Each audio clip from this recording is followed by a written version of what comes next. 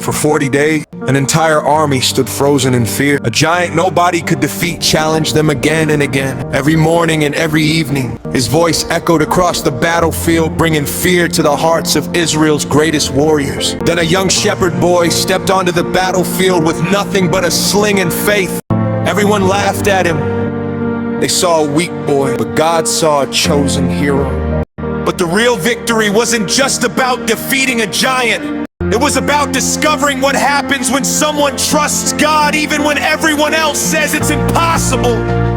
How could a young boy with no armor defeat the strongest warrior on the battlefield? And what does his story teach us about the giants we face today?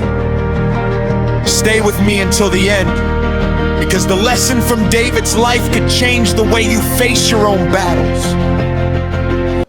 The Valley of Elah became the place where fear and faith would meet.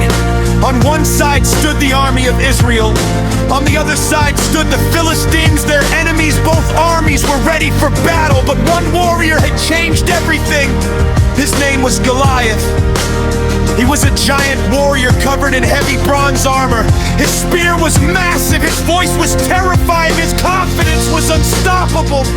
Every day for 40 days, Goliath walked into the valley and shouted, "Choose a man and let him fight me." He insulted Israel and challenged their God, but nobody moved.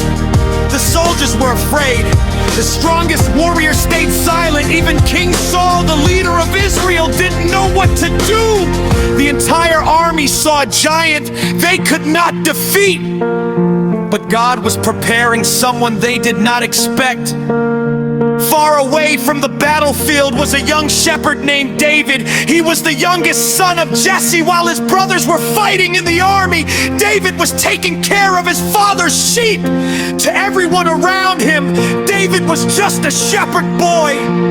He wasn't a soldier, he didn't wear armor, he didn't carry a sword. But David had something far more powerful: faith in God. One day, David was sent to bring food to his brothers at the battlefield. When he arrived, he heard Goliath's challenge. But instead of fear, David felt courage. He asked, "Who is this man that he should defy the armies of the living God?"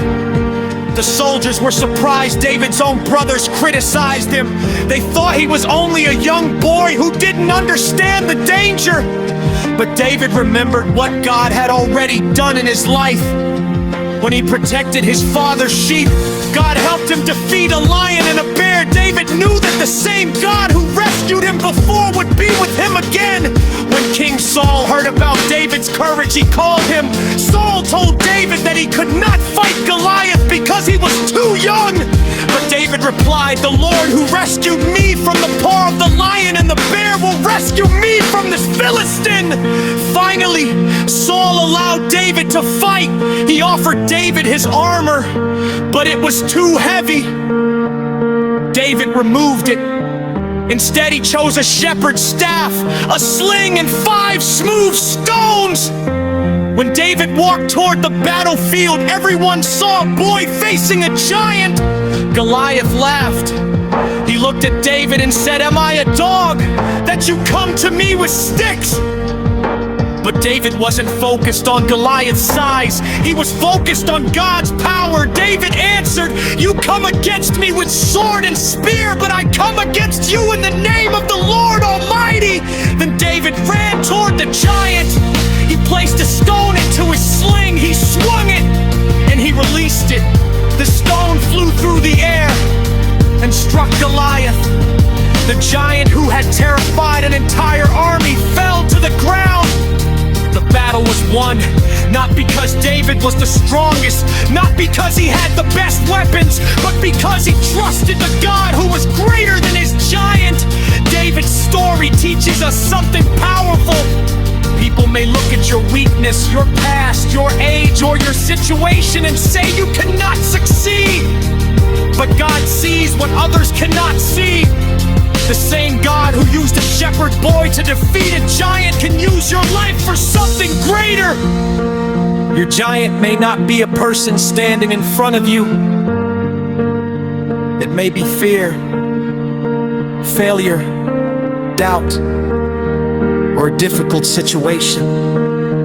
But remember this, never underestimate what God can do through someone who has faith. If this story encouraged you, subscribe for more powerful Bible stories and share this message with someone who needs hope today. May God bless you.